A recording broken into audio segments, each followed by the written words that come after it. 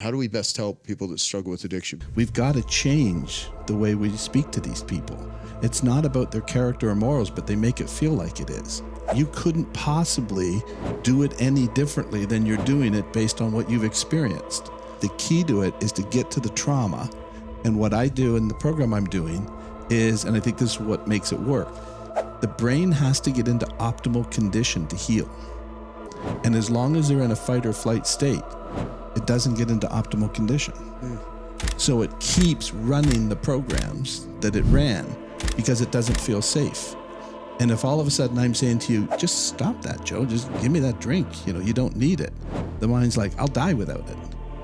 And so are you going to just give up that drink? The conscious part of your mind would say yes, right? It doesn't make sense. I'm ruining my life. I'm ruining my family.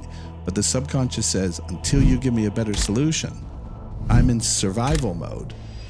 All right, here I am getting ready to take off in the helicopter with our headsets with Dr. Don Wood and Tim Westbrook. We're over at Tim's place today doing a podcast in your sort of studio, which is normally you on Zoom. And so what we're going to do is we're going to talk about addiction recovery and about life and about trauma and whatever else. We're also going to have a friend who's a pharmacist who's going to be coming in right now. So come on in and grab a seat over here if that's okay. And she's a cool person named Kristen who helps distribute Narcan and kits. She's a pharmacist and helps people prevent people from overdosing from addiction. So basically, let's start with the definition of addiction. I'd like to hear both of your guys' definition and perspective on it, and then we'll talk about what leads to it. Okay. The definition of addiction is something that you do repeatedly despite negative consequences. Yep. I talk about addiction as a code. So it's a code to trauma. So trauma has created pain, and then the pain gets resolved by the code. Okay. And when me and you first met, it was in 2019 at the Spartan World Championships in Lake Tahoe. And when I showed up, I was in the green room, which was an outside area, but called a green room. And you were on stage being interviewed with 3 other athletes for something that was, I think, a podcast and also being broadcast on ESPN. And you were talking about addiction and you were talking about trauma, which I thought was quite interesting. And so when you got off stage during the break, because you were going to continue to be interviewed and stuff, I'd introduced myself. We got to know each other, and I said, well, my views on addiction is a solution. It's not a problem. It's actually the solution. The drugs are the solution. The behavior is the solution. It's not a very good solution. It's a solution that has a lot of problems attached to it, but it's a solution to pain. And we had a pretty good conversation about that perspective, and then. Of course, I liked Don because he went up next and he said, while he was being interviewed, met this guy, Joe Polish, and he's the only one that I've ever heard that actually understands what addiction is. And of course, because it made me feel good. Yeah, of course. Yeah. You got a little dopamine hit from that. Yeah, exactly. Yeah. And we totally hit it off. And so now, both you guys come to Genius Network, and we've, I think, all collectively help a lot of people that struggle with addiction. So I've heard many definitions of what is addiction. And I have a friend, Chris Doyle, with Y Intervention. He's an interventionist that lives in Pennsylvania.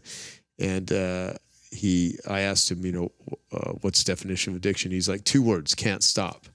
And, it's a pretty good way of summing it up. You can't stop.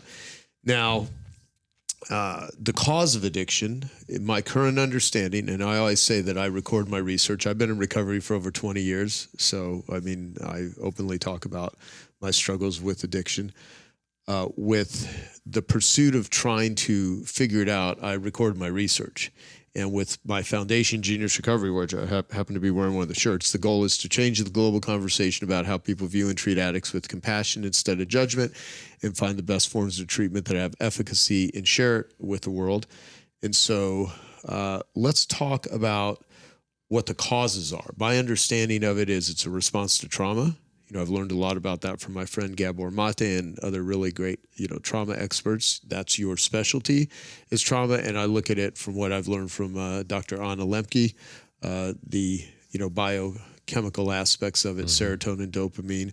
Some people may not have trauma in their life, but they are addicts because of call it the imbalance or the constant exposure to dopamine, where you can create a craving. But there's a lot of there's a big soup of chemicals in biochemistry and neurotransmitters in the brain and body that I'm too dumb to try to explain. I'm not a complete expert in this, so just off what I do in my life and what I've been exposed to, I think I know more than the average bear. We certainly all do, but I'm always constantly searching for what is this. So you refer to it as a code.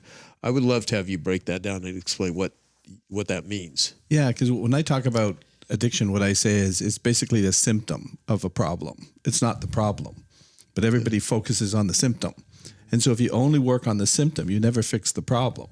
So I believe that trauma creates pain, right? Emotional pain. It can be physical too, but most times it's emotional.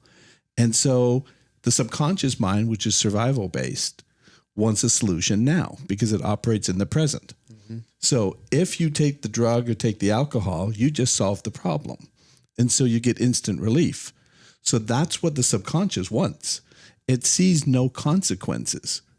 Because your subconscious operates in the present, it has no connection to time. It solved the problem. When? Now. If it had a conscious ability to do this, we wouldn't have addiction. So as long as you solve the problem, the subconscious is fine. It can't see a consequence because it would have to relate to time to see a consequence. Oh, this is the conscious part of your mind goes, this is bad. But who's in charge of survival? Subconscious. And so then what I say is every time you repeat something, I say think of repetition as research for the brain. Every time you repeat it, you're telling your brain, here's the research to solve the problem. And then that becomes a code. Your brain is just a computer. And so if you start typing into your computer, have you ever had your computer say, oh, don't type that? That's not a good thing to type. It accepts the code. So it's literal. So that's why I say if you don't get to the root problem, which is the trauma, the codes will keep running. And I know AA and NA really try to work on changing the way you deal with things. They're trying to change the code. But if you don't fix the problem that started the code, you're painting over rust. Interesting. Okay. How do you translate that? How do I translate what Don just said? Yeah, or I mean, you can just tell him I don't agree with anything he just said. I mean, I definitely think that what he's saying is valid, and I think that an addiction is it's the solution. As we know, we've talked about it. The addiction is the solution to the pain. If someone's feeling restless, irritable, discontent, a drink, a drug, Facebook, TikTok, exercise, gambling, having sex, all of those things are the solution to the pain. And I agree with you that, Don, that when someone repeats a behavior and it makes them feel good, their subconscious mind is like immediately, it's like, what do we have? 60 to 70,000 thoughts every single day, and 90% of them are subconscious. So your subconscious mind is constantly telling you what to do. And if you're feeling like you're in pain, you're not feeling good, your dopamine is low, then any of these activities, the drugs, the alcohol, there's good things you can do too. Exercising is not bad for you, but a lot of times it's just easier for someone to go out and drink, drug, have sex, cheat on their wife. All of those things create the dopamine. They make a person feel better. And now you have the subconscious mind that is wired to do those things because that's the easy out. That's the easy solution. That's the easy way to feel good in the moment. So one of the things that I always say is that when runners get a high. Yeah, the runner's high. It's because of anandamide, which is your own neurotransmitter in your own body that produces the high. So what I explain is if I'm shaking your hand right now, so just shake my hand, but I start squeezing so hard, you're in so much pain, right? And I say, Tim, if you just take a drink of this, I'll let go. So what happens when I let go? You get a dopamine hit because you feel better. Right. But is that why you took the drink? Right. You took it to stop the pain. But the byproduct of stopping the pain is to get the hit of dopamine. So now you feel better, right? That's not why you started to drink. You wanted to get out of that pain. Right. Hey, I hope you're enjoying this video, and I want to let you know that I have a new book that's come out, and if you'd like to get it absolutely free, there's a link below in the description, or you can wait till the end of this video, or you can simply go to joesfreebook.com and you can get a copy there. You know, so I was talking to Kristen earlier today and telling the story that when I first met you, you told a story about the heroin addict Right. that you said. She said, "I'm self-destructive," and I'd like you to tell that story because I think it's a very it's very instructive. Yeah, she came in and she said, I told my therapist I was coming in to see you, and he told me to be honest and upfront and let you know I have self-destructive behavior. And so I smiled at her and I said, really, what would make you think you're self-destructive? And she looks at me, she goes, well, I'm sticking a needle in my arm with heroin. You don't think that's self-destructive? I said, no, I don't. I think you're trying to feel better. And I bet you when you stuck the needle in your arm, you felt better, right? Yep. She goes, yeah. And I said, the substance is destructive. You're not destructive. And you saw her, and just what you talked about, I love that's what you first started talking about, is we got to stop shaming these people, right? I've never had a drink in my life, never touched a drug ever once in my life. I never had your pain. I never had your pain. If I had, I'd be doing the same thing. It's not about my character, morals, willpower, or ethics. It's all about pain. And the brain is designed to protect us.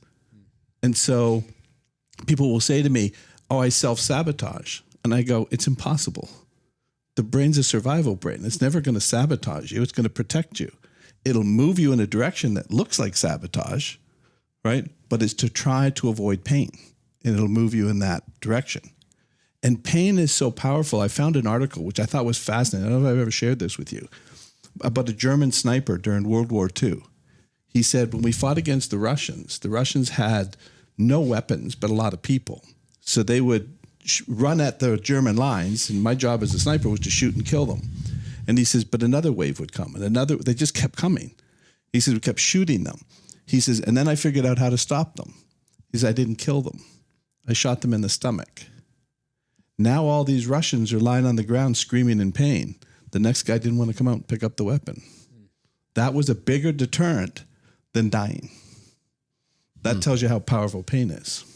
And it's freaking horrible too. Imagine being in that sort of situation. It's like, there's a lot of awful shit that humans get themselves into due to each other, circumstances, wars, things like that. There's a lot of trauma. I mean, even when the pandemic was starting and I kind of was witnessing what was going on. And so from my perspective, it was very orchestrated.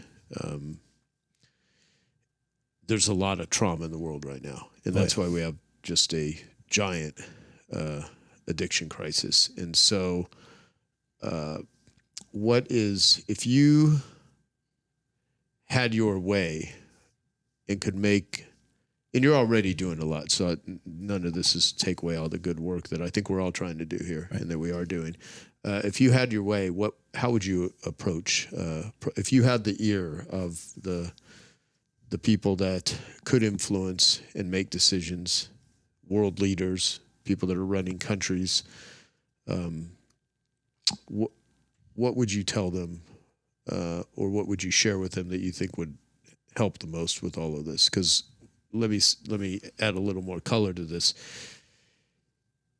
I was driving in Vancouver with Gabor Mate a few years ago, and he had written in his book In the Realm of Hungry Ghosts about Vancouver's east side, where there's the worst addiction problems, and that's where he spent many years treating people with addiction and people on the streets.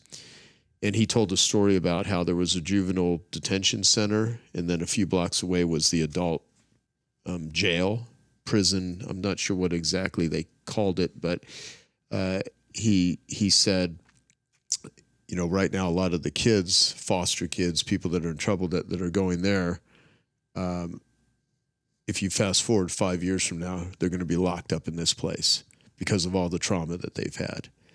And he told the story in the book, but then we drove through together, and he was pointing out everything that and I was like, if you could solve addiction, if you could quote unquote cure it, you would have to get to the trauma and help them process it, and it's not necessarily the thing that happens to, like, I had a lot of sexual abuse as a kid, and that led to what I believe that was the trauma, the abandonment from my mother dying, and a lot of stuff that happened in childhood. And it wasn't just the fact that happened. I just had no one to talk to. Right. There was no way to process it. So when you sit with that, people often think, oh, it's you were beaten or you were raped or you were abused. Well, yeah, that's maybe the instigation of it all, right? That's the start of much of it, but it's the not being able to do anything with that. And then it becomes this sort of infection mentally, psychologically, that sits inside you. So I think we could do a lot with addiction if we could get to the young people before it becomes an addiction. Later in life, the addiction became the solution to the pain that stemmed from something I was never able to process. So saying all of that, what do we do with, how do we best help people that struggle with addiction, people that are listening or watching this right now? Some are addicts, some are in recovery, others are just trying to make sense of it all. Their family members, they have a loved one. It could be a brother, sister, mother, father, son, daughter, whatever, employees, employers, that sort of thing. If you ran the world, what would you do? I think the best thing is I had a lady come in who'd been in alcohol addiction for many, many years, multiple rehab. Her brother brought her in, and the first thing I sat down with her and I said, there's nothing wrong with you, and there's nothing wrong with your mind. And she cried. She goes, no one's ever said that to me. She says, I refused to go to rehab. My brother wanted to take me to another rehab. I refused to go because, and this is what she said, which was so powerful. She says, I refuse to unpack my suitcase of shame again. Because that's how we're treating them, and we don't need to. And I loved what you had said the very first time when you said, we've got to change the way we speak to these people. It's not about their character or morals, but they make it feel like it is. And what I'm saying is you couldn't possibly do it any differently than you're doing it based on what you've experienced.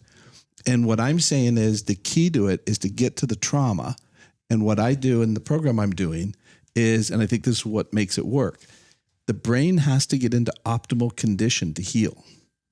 And as long as they're in a fight or flight state, it doesn't get into optimal condition.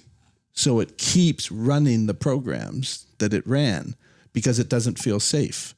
And if all of a sudden I'm saying to you, just stop that, Joe, just give me that drink. You don't need it. The mind's like, I'll die without it. And so are you going to just give up that drink? The conscious part of your mind would say yes, right? It doesn't make sense. I'm ruining my life. I'm ruining my family. But the subconscious says, until you give me a better solution, I'm in survival mode, right? It will never go to that. Yeah, that's why the war on drugs and just say no is, first off, the war on drugs is the wrong war. It's a war on addicts, right? It's not the drugs. The drugs is the solution. Yep. Let's have a war against the one thing that's making them feel good. And so for instance, I don't like cigarettes. When I was a drug addict, I would smoke pretty much everything, pot, hash, cigarettes. I would freebase cocaine. There was a lot of inhalation of substances. But having been I don't like cigarettes. My father died of lung cancer, predominantly in a lot of ways caused by smoking most of his life. And I also understand when someone puts a cigarette in their mouth, there's a ritualization to it. Sometimes it's, if you watch addicts, they oftentimes don't take even a deep breath. There's a tension, right? And there's a ritualization to it. And if you're like, you just need to quit, just quit, because you hear the word quit. You're asking them to quit the one thing that makes them feel good, makes them feel safe, right? Yeah. And earlier today, I did a podcast. I was being interviewed for a podcast, and I was talking about sex addiction, which was one of my core addictions. And I said, it's an addiction filled with a tremendous amount of shame. You say the word sex addiction, it immediately conjures up, someone in insatiable appetite for sex, porn addict, having affairs, pervert, whatever.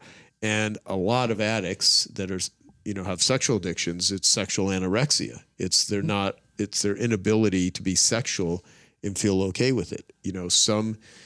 One thing that I learned early on in recovery work, and I was having this Pat Carnes, who's one of the top sex addiction doctors in the world. He was one of the author. He wrote the original first book, Out of the Shadows, on sex addiction. So I've got this interview with him on YouTube that's, we did years ago. And I was talking with him about the difficulty with being in certain relationships. And he says, it's hard for you to be sexual with someone that matters. And, based on a lot of dialogue. And I was like, well, what does that actually mean? Well, if you really love someone, but your association is that sex is shameful and dirty, why would you do that with someone that you care about? And when I was raped and molested as a kid, I was paid money not to say anything because my association was that sex is shameful and dirty. Yep. It's not okay. And you get that wired into the mind when you're a child, and then you're supposed to grow up, and there's, you look at movies and music and all the ways that everything is portrayed. And so what I was saying earlier today was, sex addiction is an intimacy disorder. It's a connection disorder. I think all forms of addiction, there's an element of it's a connection disorder. Just, the Johann Hari line, the opposite of addiction is connection. And so my favorite definition of intimacy, and I've said this quite a bit because I find it to be, quite valuable as a way to look at it, but it's what you said about safety. It was this 80-year-old gay man that I never met in person, but a guy that I had sponsored in 12-step group said, talk to this guy. Lived in another state, but he's like, this guy's very, very wise. And so I was having a conversation with him, and this guy devotes his life to just helping people with sexual addictions. That's what he does now at this stage in his life. And he said, definition of intimacy is a mutual exploration of a shared safe place. Abuse is anything that takes away the safe place, and addictions are what we do to make ourselves feel good when we don't have a safe place. And I've thought about that a lot, because if you don't feel safe in the world, you're going to look for a way to scratch the itch. You're going to look for a way to do that. And so even some of the most powerful, physically strong, high status leaders, a lot of them have addictions. Yep. And sex addiction is, like, in many cases, I remember Pat Carnes saying it's the drug of choice for high-level CEOs. His estimates were about 60% of high-level CEOs have sexual addictions because there's so much tied in with power and control. But, these people could have all the money, they could have a lot of power, but they don't feel safe in the world. And if you don't feel safe in the world, what do? You try to, and so if you take away the blanket, or whatever metaphor we want to use, you're left with, shit, I'm not going to give that up unless I find an alternative. So as we live in a society that is telling people, quit doing that, quit misbehaving, you need to stop that.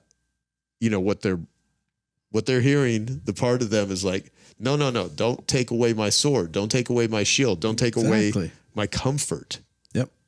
Are you out of your fucking mind? And then you get this, struggle and resistance, which is difficult. And then they feel like they'll die.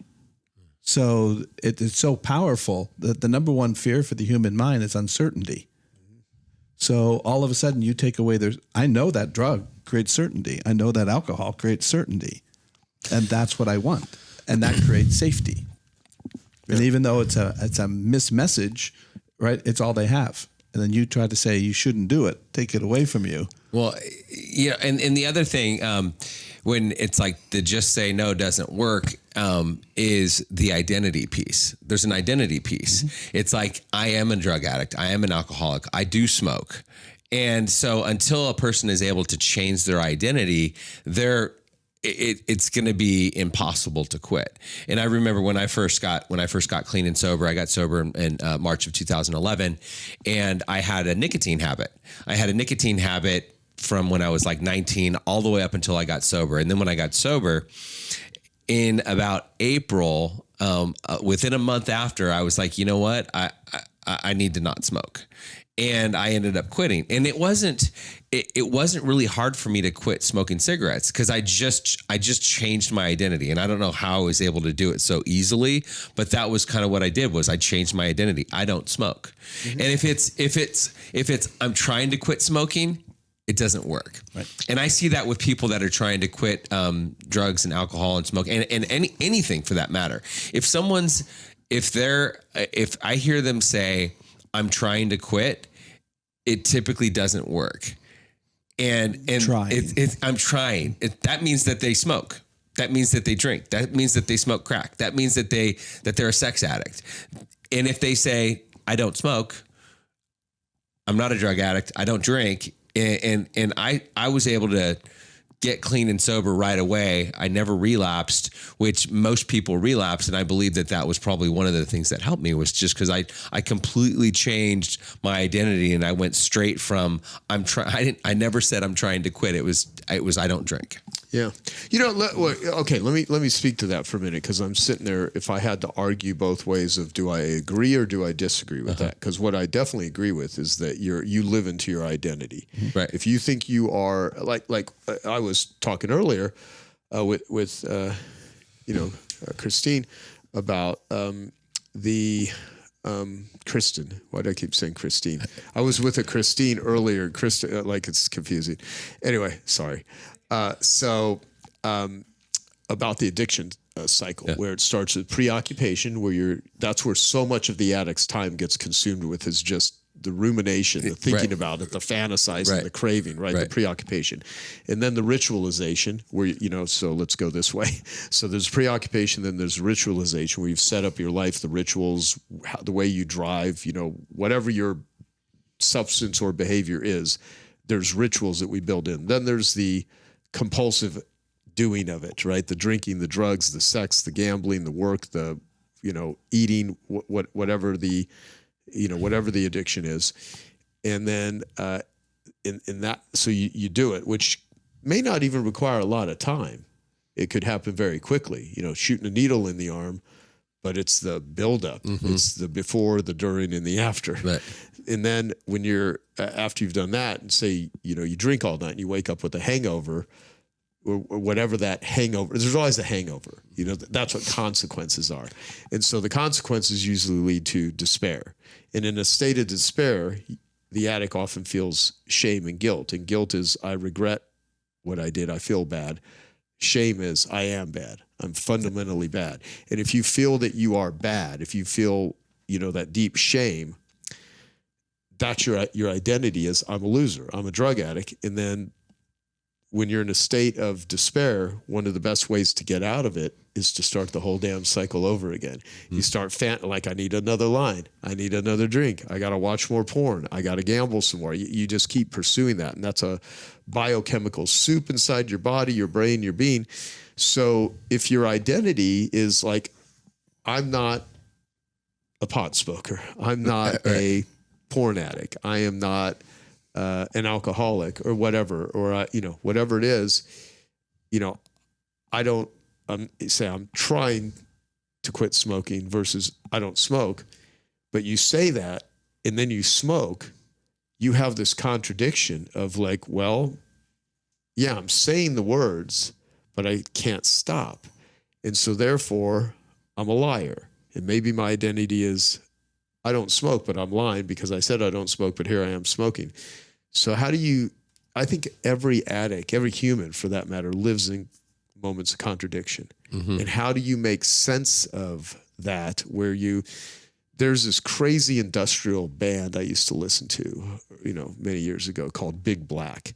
And they had this one song called Bad Houses. And there's these lyrics that perfectly sum up addiction cravings. And it was, I tell myself I will not go even as I drive there. So I'm not going to go. I'm not going to go as you're driving to that relationship that you shouldn't be in. That toxic person that you swear you wouldn't go back to that person. right. And you're on the way there. Yeah. I'm not going to do this. I'm not going to do this. Yeah. Hello, are you there? Yeah. You're looking, what the fuck is that? Like, what do you do with all that? Well, that's the conscious mind saying, I'm not going to go, right? Yeah. But the conscious mind doesn't control survival. It's the subconscious. And this is what I learned from the trauma. Trauma is a memory problem. So if you had a traumatic event when you were a child, all your senses are heightened, sight, smell, hearing. So how's it recording that memory? High def. Yeah. And so if I asked you what you ate for dinner last night, what did you have for dinner last night? Well, we had dinner together last night, so I know. Right. It was a steak. Right. So when I asked you that, you saw pictures, probably where we were and where we ate, right? We ate at Tarbell's, my buddy Mark Tarbell's. And we had a truffle deviled egg that was $75. It was bizarre. Well, it didn't cost us anything because he gave it to us. Right. That's But that's what the idea. Yeah. But the idea is when I asked you that, that's expensive. you looked into memory. Yeah. Now, last night was a great meal, but it wasn't high definition, right? Trauma is high definition. So can you see why the system gets turned on constantly? Because it's looking at high def memory, constantly being reminded about it. And no matter how much your logical brain says don't do it, you've got this play running in high def, which turns on your nervous system. It has to, because your subconscious sees everything as now. 10 years ago is now in a memory. So if you were getting hurt 10 years ago, you're getting hurt now. What is your mind going to do? Try to stop it. It can't stop it. So how does it stop the pain of being hurt? It numbs it. So what you're doing is blocking the access to the memory. And that's what drugs are doing. So the key is not to try to stop the drugs, is to try to stop the memory from turning on the nervous system, which leads to the need for the drug. Right. We got a pharmacist here who can tell you that that's what you do, right? You block, right, pain, right, by getting to the brain to block the pain receptors, right? Trauma is the same thing. Yeah. It's trying to block the memory, and then that solves the problem, but it doesn't fix the problem. It solves it now. Yeah. The key is to get in and reset that traumatic high definition memory. So now it goes into the same format as to what you ate for dinner last night. You don't forget it, but it's not going to turn on your, I call activate. I never liked the word trigger. I always said trigger sounds negative and violent to me. I don't believe our brains and minds are negative and violent. So it's activating your nervous system. It has to. It's a prompt. It is. So, my buddy BJ Fogg, who wrote the book Tiny Habits, he's an expert in habits. He's a Stanford professor, very bright guy, amazing book. I mean, so many of the top influential things that have teachers and things. I mean, one of his students created Instagram, James Clear, habit stacking, really, he learned that whole method through BJ Fogg, and Nir Eyal, who wrote, a lot of books, Hooked, and other books on Indistractable, have learned a lot from BJ Fogg. And what I like about BJ is that he's never, if anyone could say I know a lot about addiction, it could be certainly someone runs the Stanford Behavior Lab, right? I mean, he's a smart dude, but he's been very clear about, like, there's a big difference between habits and addiction. His thing for behavior is he explains all behavior, good or bad, through behavior equals MAP, motivation, ability, and prompts. He used to call it MAT, motivation, ability, and trigger, but he changed it to prompts. And it's kind of funny because he's been teaching this for years, and then you have all this stuff with AI now, prompting, right? Mm-hmm. Prompting, like what is a prompt? It's something that starts something. And a lot of people are motivated. They don't want to drink. They don't want to do drugs. They don't want to be an addict, but they don't have the ability yet. They don't know what that is. I think in a lot of ways, in the ways that we've helped ourselves and the way we help other people that struggle with addictions, we're trying to share capabilities and abilities to have someone become more capable. But then there's prompts. What are you being reminded? So I will often say, like, if you are an alcoholic and your job is a bartender, it's going to be really hard to get sober if your job is serving drinks to people and that happens to be your drug of choice. You may want to get a different job, right? Because every moment you're prompting yourself, right? But oftentimes people don't, so for prompts, Tiny Habits is like, if you want to work out but you're forgetting or whatever, you put your shoes in the doorway of your bathroom. So when you wake up, the running shoes, that sort of stuff. So, So going back to triggers, what I wanted to, like, me and Tim, having been in recovery, openly talking about it, I mean, if you were to go back in the lives where we were immersed in active addiction, we are constantly being prompted, triggered, reminded, whatever, and it's very seductive. Right. It's so seductive that you're taken over by it. So what have you learned are the ways that you unlearn, disassemble that wiring? Like what, because you take people through a whole process. You have, your whole clinic in Orlando, and you also have online stuff, and we've referred a lot of people to you, and I've heard countless amounts of people that have transformed their lives. When people are struggling, Tim at Camelback Recovery here has a treatment facility. He has an inpatient and outpatient for depending on the severity of what someone's dealing with, not just addiction, but in a lot of ways just, right before we popped on these headsets, I was doing transcranial magnetic stimulation in one of the rooms over here. So you guys do a bunch of stuff, but I wanted to hear, what is the treatment? What is the way that you address this so that people can hear some of the solutions to this, if this is all making sense to them? I wanted to I was thinking about something real quick that I wanted to mention. So I'm thinking about,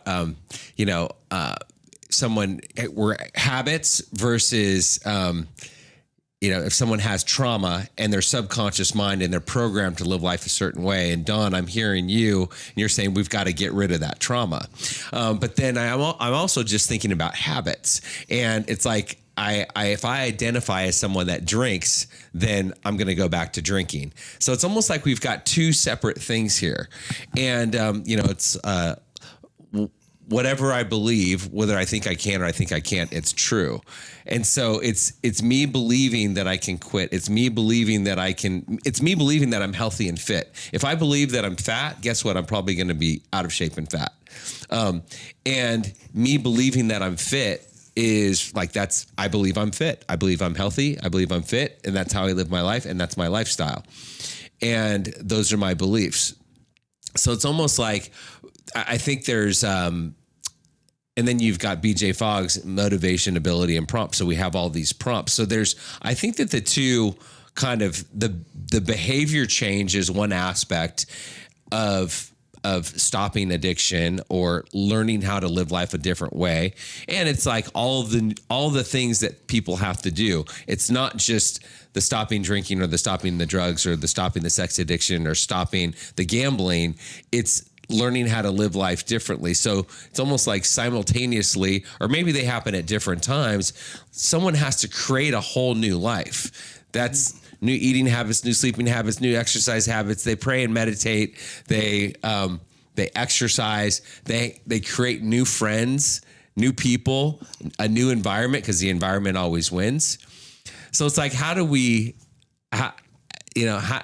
create the perfect program for somebody? I don't know if the perfect program is there. Well, that's why I talk about there's two problems you have to deal with. First is the explicit memory, the way we store details in explicit detail. Only humans do that. No animal does that. Animals learn through association and repetition. That's the coding part of the memory. Right. Okay. So if you work just on the coding part of the memory and try to retrain the brain not to go towards that drug or alcohol or whatever it is, but you never got to the explicit memory, it'll keep turning it on. And so you're fighting it. You're white knuckling it constantly. So what I do is first get to the explicit memory. That's the 4-hour program. I do education and science, helping you to understand it. Mm-hmm. Then we work on 3 different traumatic events. But the key to that 4 hours is to get the brain into optimal condition that it will make the changes to that high definition memory.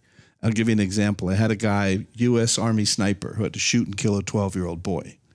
For 8 years, he's at the VA being medicated. And he said, I can't talk about this anymore. He says, I got arrested at the VA last week because I started picking up tables and chairs and throwing them. I don't want to talk about it. I said, good, I don't need you to talk about it. He said, well, what are we going to do? I said, we're going to fix it. But by the way, before you get to this, because it just begs, why did he have to kill a 12-year-old boy? He was ordered. So there was a 12-year-old on a road, and he was advanced patrol. So he radioed back, there's a 12-year-old with a rifle on the road. Well, he said approximately 12 years of age. And so they said, fire a warning shot, he'll take off. So he fired a warning shot, and the kid just was looking around because he doesn't know where it's coming from. He says he's not moving. He says, well, fire 3 shots at his feet. That'll get him running. So he fired 3 shots around him, and the kid just started returning fire. So he said, he's returning fire. They said, take him out. And he said, I can still see the bullet going in between his eyes. I can't get that out of my head, over and over and over.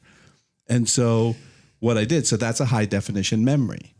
So once I got him into optimal condition, I could then reset that into sort of a low definition. We're not changing it, but we're taking the activation out. And so by the time I was finished, he gave me a complete description. And he goes, how the bleep did you do that? How am I able to talk about it now without shaking and crying? And I said, because for 8 years, your mind's been trying to get you not to pull the trigger. It's been calling for an action, but you can't answer the call because it's not happening. Anytime you have an emotion, a feeling, or a sensation, your mind is calling for an action. What's the purpose of fear? Escape a threat. What's the purpose of anger? Attack a threat. So he was going through years and years of anger about what he did. And his mind kept saying, don't shoot. Well, he can't not shoot. So he goes into depression. Depression's a function of the brain. It's shutting down the emotion because the emotion hasn't got the action. You're not answering the call. So to protect you, it stops calling for the action. So now you go into a depressed state. Depression is the absence of emotions. And so once I explained that, it totally changed his life. And I worked with Boston Marathon bombing survivors. The lady who ran the whole MGM Vegas shooting, right? I stopped in actually before I came to meet you in Lake Tahoe, not meet you, but where I met you in Lake Tahoe at the Spartan. I stopped in and talked to her and did the same thing. All she could see is all these bodies and blood and everything all over the place in high def.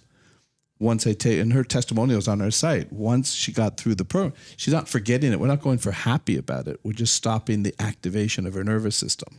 So now she can talk about it without expressing emotion because it's no longer happening. Yeah, well, no, it's fascinating. So do you believe all addiction comes from trauma or just parts of it versus, like, let's take someone who gets addicted to opiates or different pain meds. They break their neck in a high school kid. You've many stories like this, sports injury, playing football, has a severe injury, gets put on opiates, pain meds, becomes addicted, life is ruined. Doesn't seem like the kid had a bad childhood or anything like that, but the drugs, override the nervous system, whatever the heck they're doing, right. And they become addicted. Now, I believe that if there's trauma present in someone's life that has not been processed, they're going to definitely have more of a propensity to become addicted than someone that does not. But how do you explain that sort of stuff? So you've got the two memory systems. You've got the explicit memory of the accident, right? And then you've got the coding memory, the associative memory that animals have. They learn through repetition. So when they have the accident, now they're in pain. So then they start taking a solution to the pain and they start building a code. So you've got to work on both. If you don't fix they don't fix what started the code will keep repeating. And so then they get stuck, and then we call them an addict. And all it really is the brain saying, well, I know how to stop the pain. What's the problem? And it sees no consequence to it because it has no connection to time. The conscious mind has a connection to time and goes, this is a terrible idea. Let's stop this right away. Who's going to win? The survival brain every time. And then you, to your point earlier, it's like your brain just wants to survive. So you'll do anything. Anything to survive. And that's when it leads to the lying, cheating, and the stealing.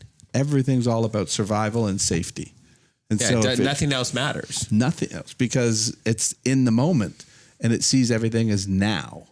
And so if you have to solve the problem now and you have a resource, just like you said, and then somebody comes along and says, Joe, that's really bad.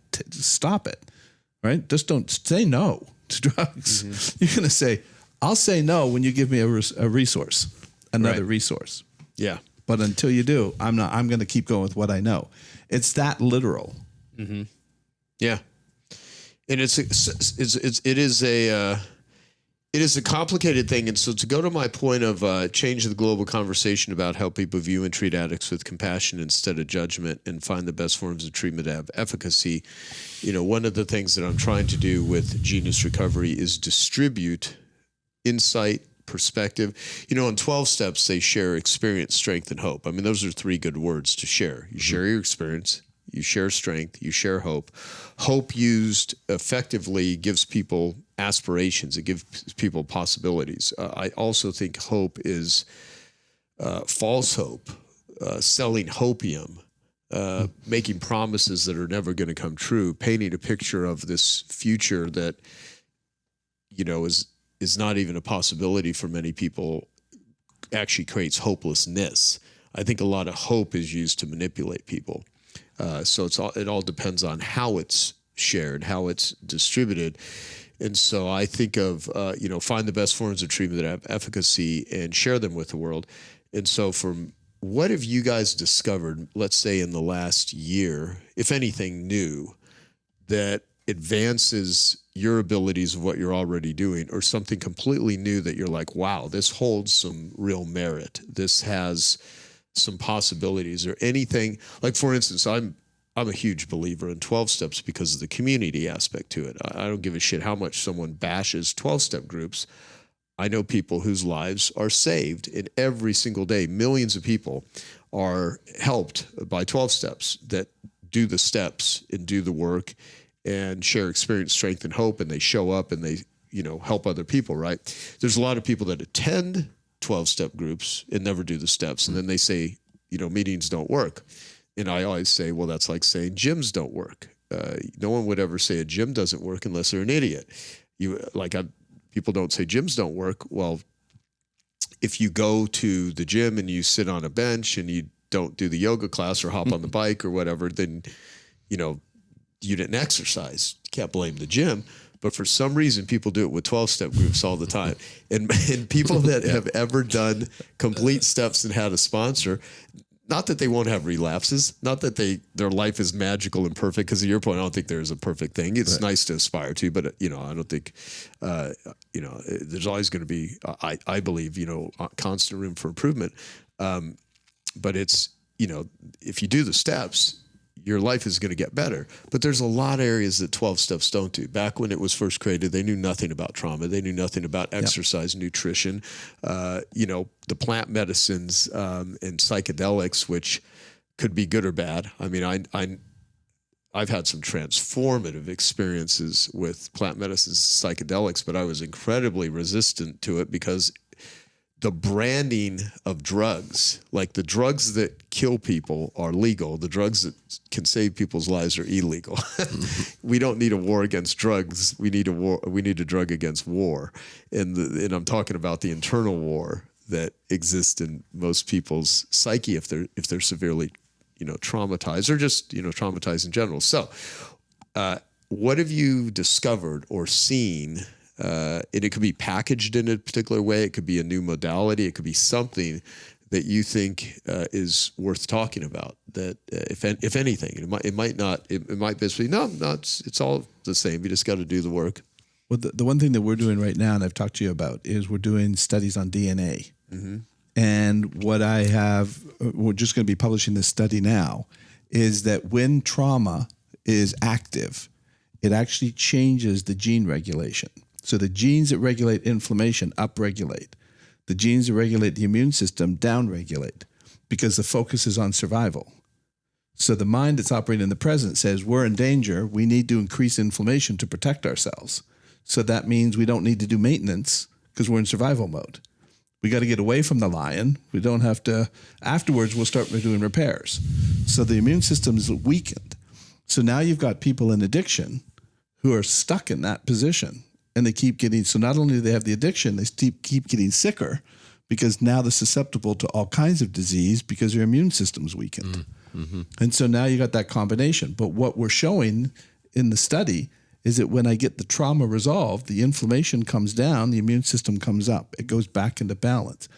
Our minds and bodies are designed to heal. What's interfering with it is the constant threat, that it loops and loops and loops and keeps it in an active state of fight or flight. And if you resolve that, it'll start taking care of itself. And the Lord said, Yeah, that was a signal from thank you, Jesus. That was confirmation of what you're saying. Exactly. There's many ways that I could try to make something up to try to But that's by the way, the those of you building that is listen closing. to the audio, the lights change. So if you're listening to just the audio and you're like, what the hell is going on here? It's just the lights kind of turned off for a minute. But that's the science. And what I love about it is we're proving that trauma is at the root cause of it all. And what I love about AA and NA and what they do really well is just like you talked about. They create community, right? Which creates what? Safety, right? They create connection, right? And they're working on the codes. Mm-hmm. The only thing add to that is the trauma. If you could add a way in to do that and fix the trauma, boy, that would just push that to a whole new level. That's what I think we can do. That's why I'm excited to, work with you, right? And work with Tim and say, let's get that added to it and you'll change everything. Yeah. A whole new way to treat addiction. Okay. No, that's great. That's great. If you could only choose one person to work with because you think one's better than the other, who do you? No, I'm kidding. You don't have to do that. I always love putting these people in those sort of situations. Like, what's your favorite child? No. That's right. So, what about you? Anything you've learned? Yeah. So for me, my first 10 years of sobriety, I mean, AA was what worked for me, and I was in it. And I went to meeting, and I actually worked the steps. I had a sponsor. I worked the steps. I went to 1 or 2 meetings every single day. I did service work. I was connected to that community. I learned how to do a gratitude list every single day. All the things that they say in AA, I took suggestions. That's one of the big things for me is to the newcomers, take suggestions because your best thinking got you where you are today, and your best thinking is not going to get you out of it. And we all know some very smart people that are just not able to get clean and sober because they're too smart. Oh yeah, no, those are the hardest people to get sober, is the smart ones, because they think they can intellectualize their way. They haven't lost everything. They're And by the way, I'm not saying this because I think I'm like some intelligent person. Like part of it early on in recovery, I had read so much self-help. Right. I'd gone to so many seminars. I was like, I've got to be smart enough to figure out how to, you treat it like it's a business strategy. Right. Like we're going to write a sales letter. It's like the ones that just freaking list. I don't think I need to do step 4. I don't think I need to do step 9. It's like, no. So I fully did the whole, and I was 100% abstinent, and I was not open to psychedelics. I wasn't open to like Suboxone maintenance or anything like that. I just was, I was hardcore, just no drugs, no alcohol. And over the last few years, there's just more and more evidence that supports ketamine, MDMA, other psychedelics. And so I just have become more open to it. And what I've realized is that changing the brain, because it's a brain disease, and changing the brain, if there are ways that you can change the brain and make it more plastic and make it more malleable, and I don't know if I'm stating that correctly, but there's some new things out there, including ketamine and other psychedelics, and TMS, transcranial magnetic stimulation, which is the newest thing that we have at our treatment center. You're going through the TMS process right now, and it's non-invasive. It's not a drug. There's zero side effects, and it's a game changer. I mean, combined with something like your program. So there's lots of different things out there, which I believe help, reprogram the brain, that I'm really excited about. I mean, I'm going through the TMS program as well, and I'm finding some things that about myself that are really working. And it's like, for example, I'm like I'm not as irritable. I'm not getting irritated. I'm not as attached. I'm like, wow, like this isn't really that big of a deal. And I believe that the TMS is helping me. Well, it's brain training, right? Your brain will do whatever you train it to do. Right. And that's what TMS is doing, is retraining the brain. So if you've got a very low active area in your brain, in your frontal lobe, right, you're going to be depressed. Why? Because it's not running, right? So you have to train it, and that's what they're doing with TMS, is teaching it to come back into regulation. Right. And what repetition. Right. Keeps repeating it. And eventually the brain goes, okay, you want me here. I'll go there. Yeah. Right. Yeah, and I think it's combined with the prayer and the meditation and the breath work and the cold plunging and the red light therapy and eating healthy and getting enough sleep and hanging out with people that I learned from. So all of those things are really helpful. So it's like I'm not just going to TMS and then hanging out with toxic people. I'm doing TMS and then I'm surrounding myself with people that I want to be like. Yeah. No, that's very good. I think that's a really important point because I've always liked Ernie Larson's. He wrote the books. He's written a couple books. Stage 2 Recovery, where most people think of recovery is getting sober, but we all know a lot of dry drunks. You know, they abstain from drinking or whatever, but they're still dealing with all the issues and oftentimes can be real assholes, right? But he talked about stage 1 recovery is ceasing or stopping the substance or the behavior that was, pretty much making your life unmanageable. And making you a real pain in the ass to everyone around you. Stage 2 recovery is dealing with the underlying causes of what caused you to use for pain relief in our language, drugs, alcohol, behaviors in the first place, which he would say has to do with the ability to be in relationship with other people. And so if you can't be, most addicts can't have a relationship with themselves that's functional. And if you can't have a relationship with yourself that's functional due to the coding, you sure as hell ain't going to operate very well in the outside world, right? So if you can get yourself right, then everyone around you, and that's, I think, a really important point. You can do a lot of stuff, but if you go back to a toxic environment, toxic relationships, and toxic is relative because I hear toxic people all the time refer to some of the healthiest people in their life as those people are toxic. Right. And it's like, if you're toxic and you perceive as a healthy person to be the asshole, it's really, you're just witnessing delusion of your own making, right? So it's funny because in relationships, we find people whose dents match our dents, right? And when I was the most fucked up in my life in active addiction, I somehow magnetically attracted people that really helped encourage that, and they were all fucked up. And it's like fucked up people find each other. You attract what you are. What's interesting, the girl I was telling you about was on heroin, right? She said to me 3 months later, I was talking to her, and she says, this may sound really strange. She says, but people keep asking me, did I change my hair color? What am I doing different? I get a haircut. She goes, and I look in the mirror, and I feel like I do look different. She says, and then people at work that I never knew even worked there are stopping by my desk, not on a romantic basis, but asking me to go to lunch and hang out and and she goes, my energy has changed. And they're attracted to it. When she was on heroin, they didn't know what it was, but I'm just staying away from her. No, absolutely. There, call it whatever, aesthetics, call it frequency. When you Frequency, change, energy. Yeah. I mean, I can tell you there were like people that didn't want to have anything to do with me. Yeah. It's a darkness, right? Yeah, it's like an antenna. I mean, it taps into whatever you're kind of putting out, you know, and I mean, we can get really woo-woo and sound esoteric as hell and all kinds of stuff. But the bottom line is, if you start getting your life to work, and honestly, I just care if someone's life is working or it's not working. But it is energy, because that's what you are. That's why people are attracted to you, right?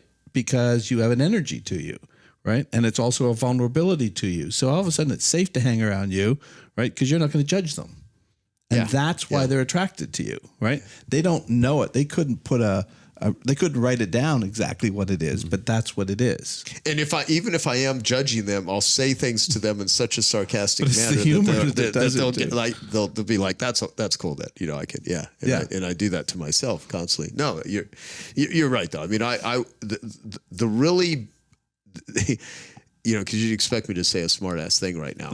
there is something magical about feeling safe with someone and them feeling safe with you, when in the past, because I'll tell you, like in my latest book, I write a lot about givers and takers, right? In that we all want something, and you want to make sure that your give is equal to or greater than your want, because takers are the types of people that really annoy us. If you look at your closest friends that you really appreciate, they're contributing more than they're taking, right? And when you're in active addiction, or you're in a state where you're selfish, or you're self-centered, or you're desperate, that is an energy of taking, and people don't like it. And when you're in that state, that you start sizing people up for what you can get out of them. Like a drug addict that has no money views everything through the lens of, how am I going to get drugs? How am I going to get, in money? Money's an interesting thing. Like, I think money's really important. I do my best not to poo-poo money, because you think money's not important. Try living without it. And there are people that will lie, cheat, steal, kill other people for money. And it doesn't mean the money's bad. It just means the mechanism of how they're associating with it is. And when you no longer have that white knuckling craving, I got to go get something, there is a peace that does not exist when you're in that craving state. And that's why I think being an addict is real human suffering. Mm-hmm. You may not even see it. Like, some people, you can see their addiction because of what it does to their body, like really bad drug addicts, or someone that is, a food addict. You can observe, be it anorexia or obesity. You can, because addiction lives in extremes, right? But there is a weight that comes off your being when you really do the work. And what you're saying, when people started coming up to her at work and saying it's like amazing. Yep. And that's where I want people to get a taste of that, because if you feel that, and you can set up your life and your intentions, and you become committed to it, that's where you get real change. Because I always make a comparison between caring and commitment. If you ask, like I do it to my entrepreneurs, at Genius Network, I'll ask, how many of you care about your kids? Almost everyone that has kids raises their hands, unless they're really pissed at one of their kids. But how many of you care about your health? They raise their hands. How many of you care about your job, your career, your clients? Everyone raises their hands. Of course they care. But how many of you are eating food and not exercising, or doing something in a way that doesn't seem to be congruent with the person that really cares about that? And the thing is, there's a difference between caring and being committed. Everyone cares, but are you committed to it? And so when you get to a particular place in your life, that's what I had to grapple onto. When you're talking about finding an alternative, once you get a taste of that, hold on to it for dear life. And we've all had conversations where I don't have time to do all this stuff. Because you rattled off a bunch of stuff that could be like, I have to breathe and do cold plunging. I have to go to meetings, and I have to eat well. And, there's like 14 other freaking things, and go to therapy, and then go to 12-step meetings. And it's like, I always say, because it was said to me early in my recovery, if you put 10% of the effort into your recovery as you did to your addiction, your life would change. Yeah. And if you put the time into your recovery that you put into your addiction, not only is your life going to totally transform, you're going to have a lot of extra time too, because any active addict puts a shit ton of time into being an addict. It takes a lot of work to be an addict. But it's because of survival. Yeah. So of course, what would you spend more time on than anything? Is surviving. Right. Yeah. So that's why you'll do anything to survive. Will stay in addiction because it's all about survival. Yeah. And they're in so much pain, and that pain creates the threat.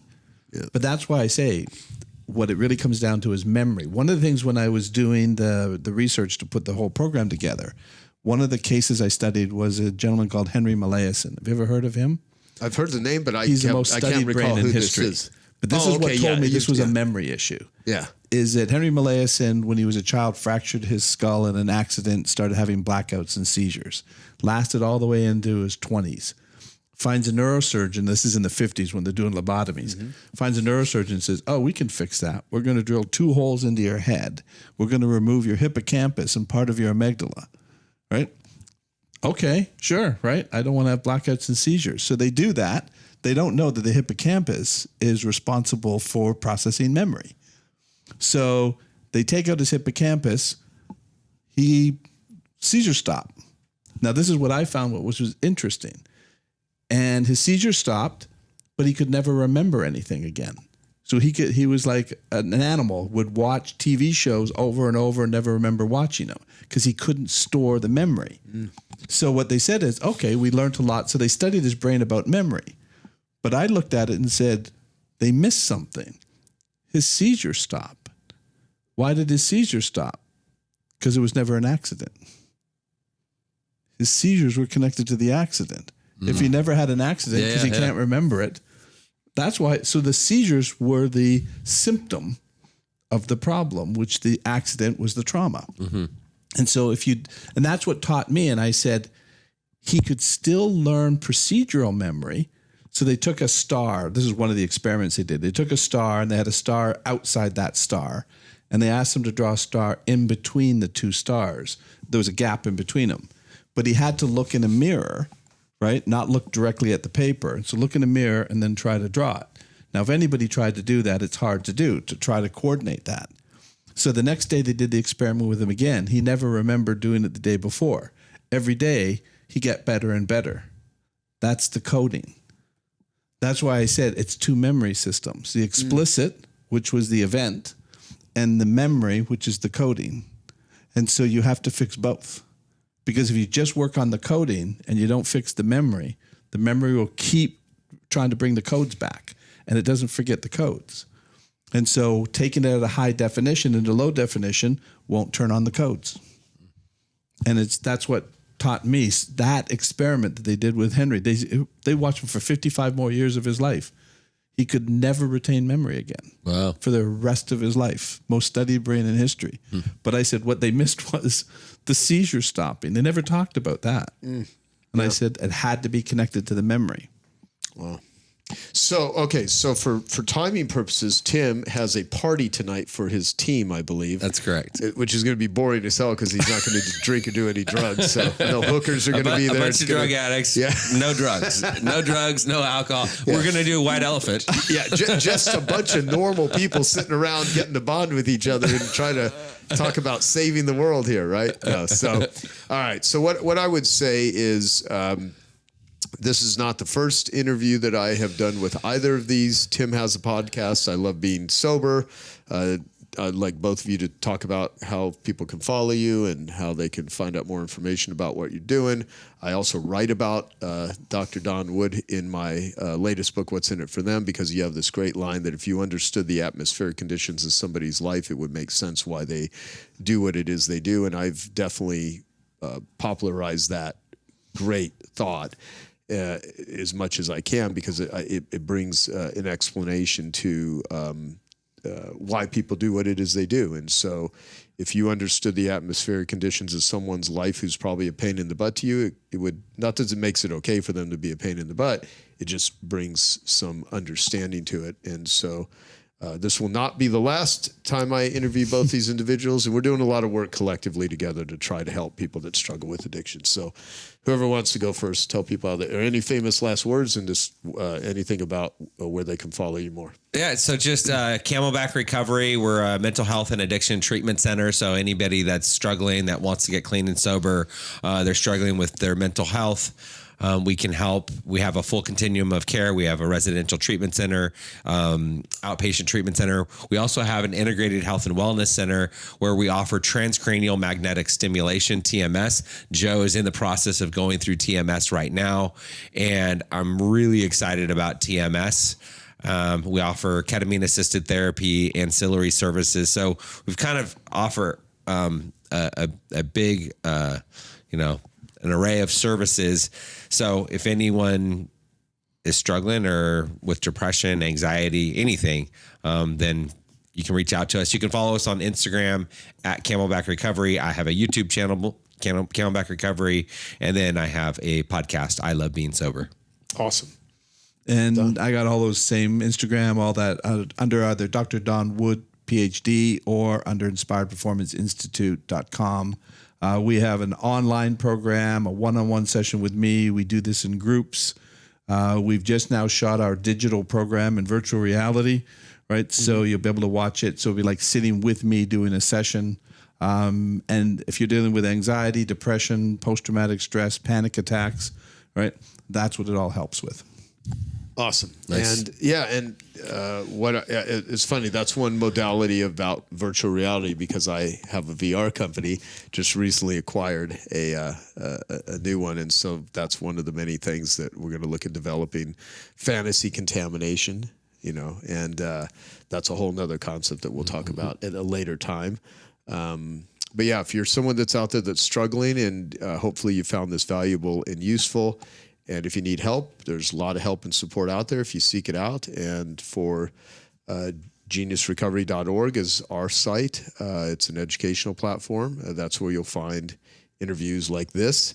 And also I have we have an AI companion at geniusrecovery.org, where you can ask any questions about anything related to addiction and support and help. And you can talk to an AI version of me, which could be quite traumatizing. It could be quite traumatizing. We'll fix it. Fix it. You got to change the code. Exactly. So thank you both. It's been great to be you. here with you. Enjoyed it. Appreciate it. Yeah, I think so. Now, Tim has to go to his party, so we will talk to you next time. Have a wonderful day. Okay, I hope you found that video awesome and useful. So if you want to get a free copy of my book, I want you to click here. And if you want to watch some more videos that'll be useful and awesome, click here. Go ahead. You're over here. Do it now. Come on. Thank you. Watch them.